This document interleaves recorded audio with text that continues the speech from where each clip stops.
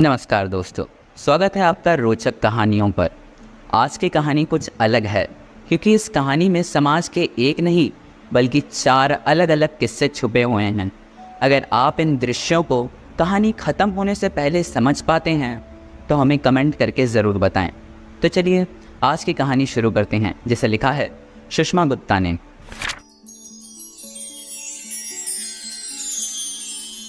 ये बहुत पुरानी बात है। एक राजा जिसके 4 बेटे थे। राजा ने अपने चारों बेटों को कह रखा था कि वे दिन रात उसके देश में पहरा दें और देखें कि उसके राज्य में कोई दुखी तो नहीं या किसी को किसी चीज़ की ज़रूरत तो नहीं। एक सुबह की बात है कि सबसे बड़े राजकुमार को पहरा देते समय एक जोगी मिला। वह जोगी तालाब के किनारे बैठा हुआ था और उसके पास 4 घोड़े घास चर रहे थे। उसने देखा कि ये घोड़े उसके पिता के घोड़ों से बिल्कुल अलग थे।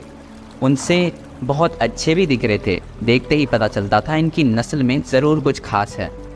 तो वो जोगी के पास गया और उससे पूछा, ओ जोगी, तुम कौन हो और यहाँ कब आए? तुम्हें यहाँ से क्या चाहिए?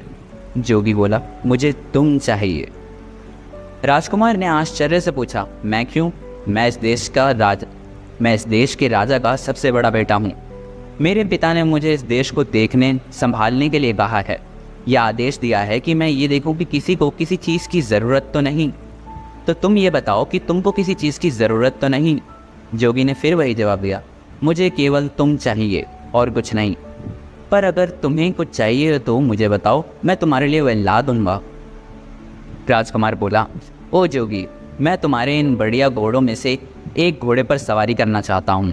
जोगी बोला, ठीक है, तुम अपनी सवारी के लिए कोई सा भी घोड़ा ले जाओ, पर ध्यान रखना कि शाम होने से पहले पहले इसे वापस यहाँ ले आना। जब तुम यहाँ वापस आओगे तो मैं उम्मीद करता हूँ कि तुम्हारी दिन भर की सवारी के बारे में मैं ज़रूर सुनूँ। राजकुमार ने एक घोड़ा चुना और उस पर सवार होकर चल दिया। जैसे ही राजकुमार उस घोड़े पर चढ़ा तो उस घोड़े ने बहुत तेज़ी से भागना शुरू कर दिया।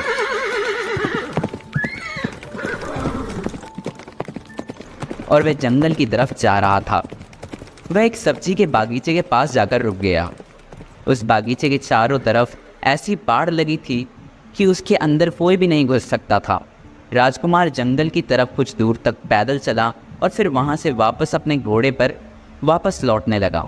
जब वह वापस लौट रहा था तब राजकुमार ने देखा कि उस सब्जी के बागीचे के किनारे में जो डंडे लगे थे वे किसान बन गए हैं और उस बागीचे में से सब्जियाँ काट रहे हैं।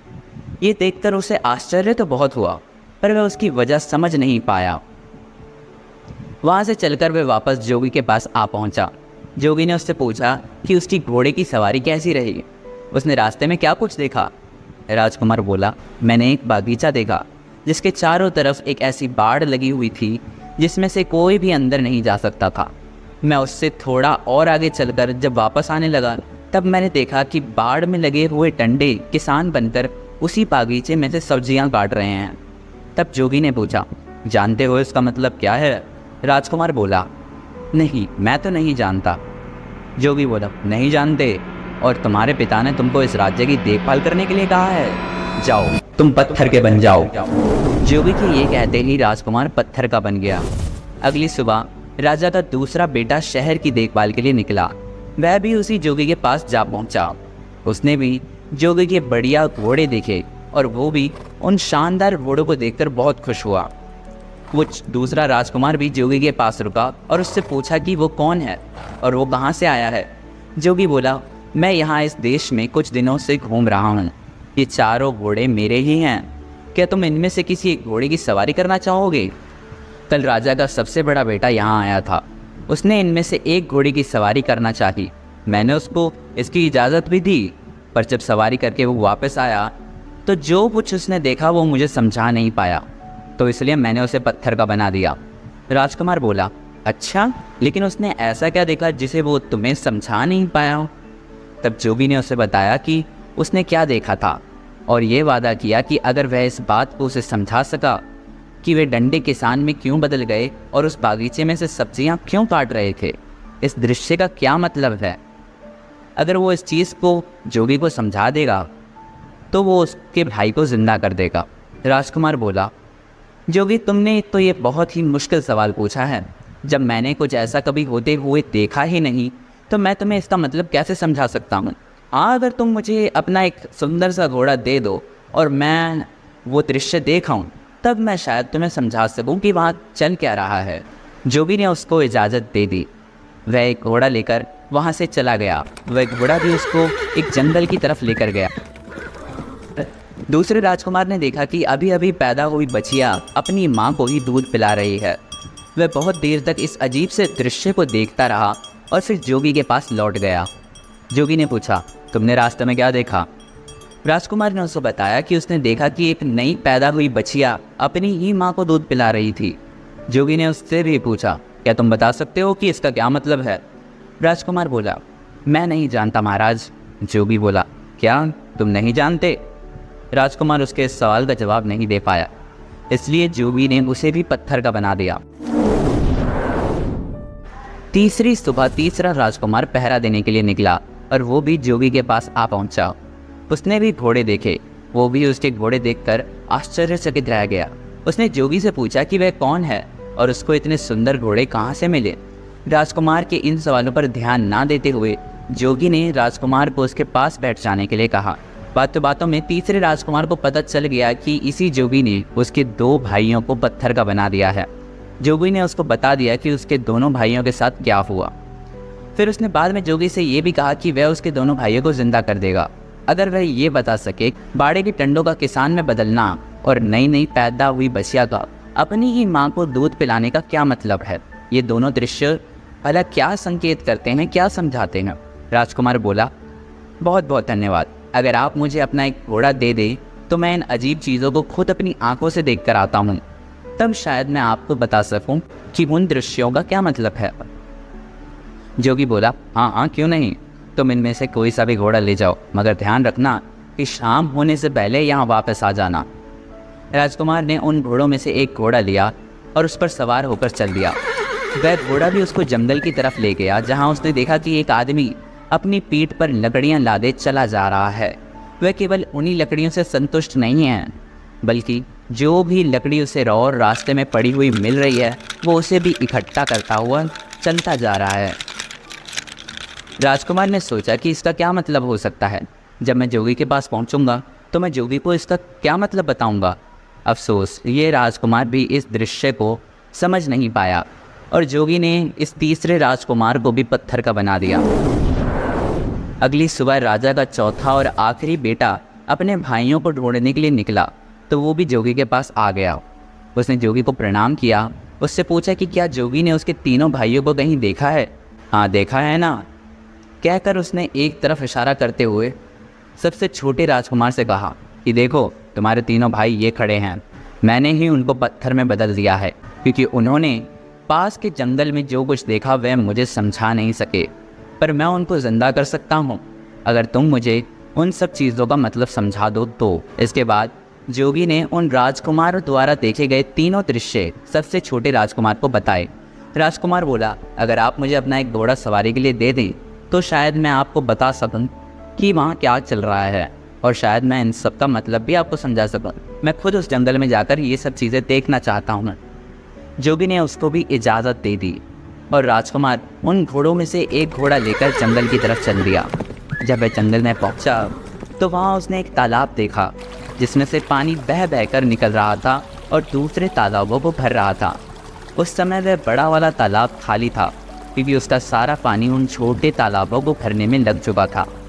शाम को जब वह जोगी के पास लौटा तो उसने जोगी से शाम को जब वह जोगी के पास लौटा तो जोगी ने उससे वही सवाल किया जो उसने तीनों बड़े भाइयों से किया था कि उसने रास्ते में क्या देखा और उसका क्या मतलब था। ये राजकुमार भी जोगी के इस सवाल का जवाब देने में नाकामयाब रहा तो जोगी ने इसको भी पत्थर का बना दिया। जब राजा को पता चला कि कई दिनों से उनके चारों बेटों का कोई अता पता नहीं है तो उसको शक हुआ कि उसके बेटों पर ज़रूर ही कोई मुसीबत आ पड़ी है। अब वह खुद उनको ढूंढने के लिए निकल पड़ा। ढूंढते ढूंढते वो भी जोगी के पास आ गया। राजा ने भी जोगी से पूछा, जोगी जी, क्या आपने मेरे चारों बेटों को कहीं देखा है? जोगी ने एक तरफ खड़े 4 पत्थर के पुतलों की तरफ इशारा कर दिया। राजा ये देखकर हक्का पक्का रह गया। उसके मुंह से निकला, कहीं आपका मतलब ये तो नहीं कि वे पत्थर की मूर्तियाँ ही मेरे बेटे हैं? जोगी बोला, हाँ, यही हैं वे सारे राजकुमार। मैंने ही उनको पत्थर में बदल दिया है, क्योंकि ये सब मुझे जंगल में देखे हुए कुछ दृश्यों का मतलब समझा नहीं सके। फिर भी मैं उनको जिंदा कर सकता हूँ अगर तुम मुझे उन सब का मतलब समझा दो तो। अगर तुम्हें चाहिए तो तुम मेरा एक घोड़ा ले जाकर जंगल में जाकर खुद इन दृश्यों की साक्षी बन सकते हो। राजा बोला, नहीं धन्यवाद, इसकी कोई ज़रूरत नहीं, पर अगर आप मुझे वह दृश्य बता सकें, उन्होंने क्या देखा ये बतला सकें, तो मैं आपको ज़रूर उनको समझाने का प्रयास करूँगा। तब जोगी बोला, राजन, तुम्हारे सबसे बड़े बेटे ने जंगल में एक सब्जी का बागीचा देखा था जिसके चारों तरफ एक ऐसी बाड़ लगी थी जिसको कोई पार नहीं कर सकता था। पर जब वह वहाँ से लौटा तो उसने देखा कि बाड़ के टंडे किसान बनकर उस बागीचे की सब्जियाँ काट रहे हैं। तुम बताओ, इस दृश्य का क्या मतलब है? राजा बोला, ये सुनकर मेरे सामने एक ऐसे आदमी की तस्वीर बन रही है जिसके पास कुछ पैसा सुरक्षा के लिए रखा गया हो, और जब उस पैसे का मालिक अपना पैसा उससे वापस मांगने आया हो तो उस आदमी ने उसके पैसे को कहीं छिपा दिया हो या फिर उसे खर्च कर दिया, जिससे कि वह उस पैसे के मालिक को उसका पैसा ना मिल पाया हो। जैसे ही राजा ने अपना वाक्य पूरा किया, उसका बड़ा बेटा उसके सामने जिंदा और तंदुरुस्त खड़ा हो गया।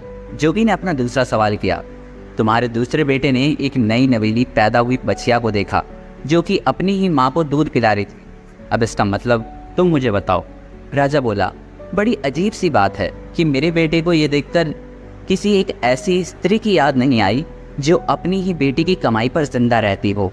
राजा के ये कहते ही उसका दूसरा बेटा भी जिंदा होकर उसके सामने आ खड़ा हुआ। तब जोगी ने तीसरा सवाल पूछा, राजन, तुम्हारे तीसरे बेटे ने एक ऐसे आदमी को देखा जो अपनी पीठ पर लकड़ियां लादे लिए जा रहा था। वह अपने उस लकड़ियों के ढेर से संतुष्ट नहीं था और रास्ते में जो कुछ भी लकड़ियां और मिलती उसे जा रही थी, वो आदमी उन छोटी मोटी लकड़ियों को भी उठाता जा रहा था। इसका क्या मतलब है?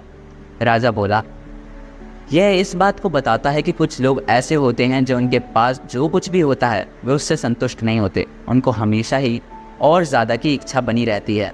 सरल शब्दों में ये लालची लोगों की प्रवृत्ति दिखाता है। जैसे ही राजा ने ये शब्द बोले कि उसका तीसरा बेटा भी जिंदा होकर उसके सामने आ गया। अब जोगी ने अपना चौथा और आखिरी सवाल पूछा, राजन, तुम्हारे सबसे छोटे बेटे ने जंगल में एक तालाब देखा जिससे 6 दूसरे तालाब पानी ले रहे थे। वो तालाब खाली हो चुका था क्योंकि उस तालाब से पानी निकल कर बाकी छोटे तालाबों को भर रहा था। इसका क्या मतलब है? राजा बोला, जोगी जी, वह बड़ा तालाब दुनिया के उन आदमियों की तरह है जो दूसरों को देने के लिए अपना सब कुछ खर्च कर देते हैं, पर बदले में उन्हें क्या मिलता है? कुछ भी नहीं। ये करना बेवकूफ़ी ही होती है। जैसे ही राजा का ये वचन पूरा हुआ, उसका चौथा बेटा भी पत्थर की मूर्ति से जिंदा होकर उसके सामने आ गया। राजा और उसके चारों बेटे खुशी खुशी अपने महल वापस लौट गए। कुछ समय बाद ही राजा ने अपनी गद्दी छोड़ दी और राज्य अपने बच्चों को दे दिया और वह खुद जंगल में शांति से रहने चला गया।